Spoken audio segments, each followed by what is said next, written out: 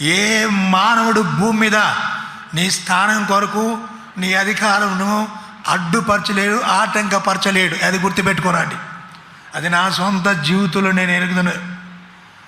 నన్ను పరిచయంలో భక్ష్యంగా వాడుతుంటే ఏమేమో ప్రయత్నాలు చేశారు, కానీ ఆయన హృదయాన్ని ఎరుగు, ప్రార్థనా పరుడు అనగా అనవసరంగా మనుషులు మెప్పు కోరేవాడు కాదు.